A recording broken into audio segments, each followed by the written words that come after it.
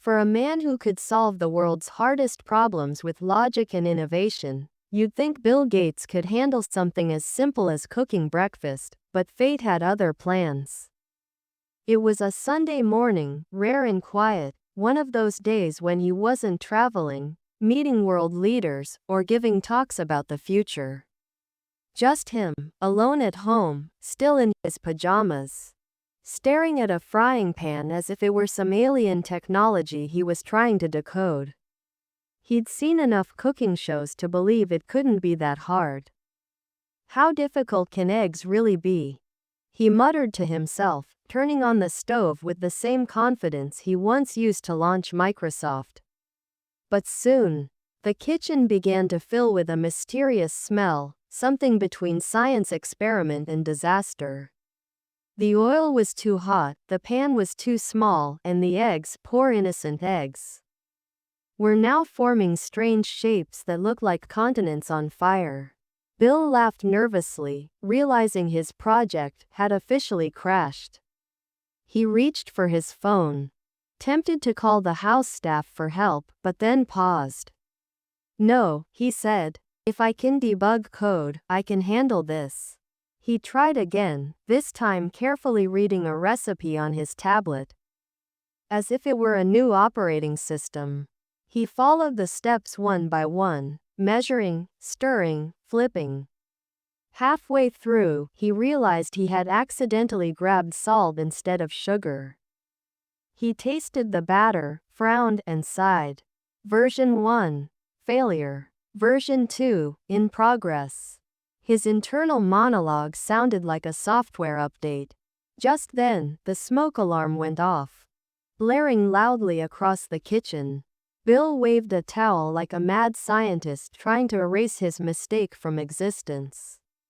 When the noise finally stopped, he stood there, surrounded by chaos, flour on the counter, eggshells on the floor, and a pan that looked like it had survived a minor explosion.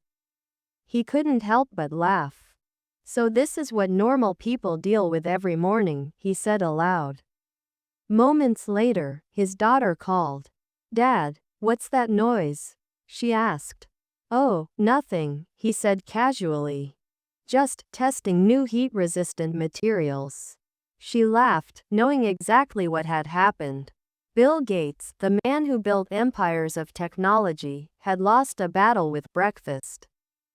But there was something beautiful about it, a rare moment of humility and humanity from someone who had spent his entire life solving global problems. He decided to keep going, refusing to give up.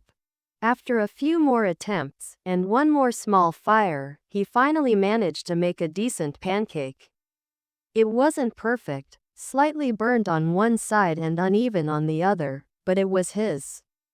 He sat down, poured some syrup, and took a bite.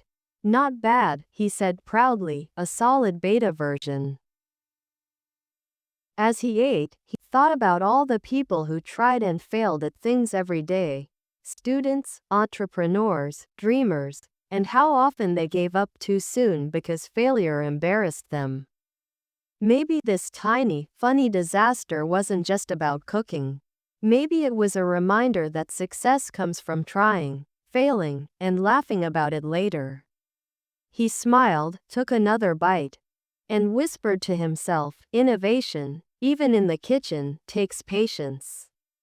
That afternoon, when Melinda called to check in, she asked what he'd done that day. "I cooked breakfast," he said proudly. "You mean you helped cook breakfast?" she teased. "No," he replied, "I did it myself, with fire, smoke, and a bit of science."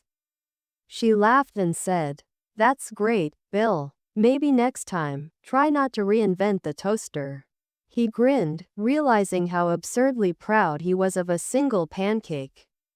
But that's the thing about life, sometimes.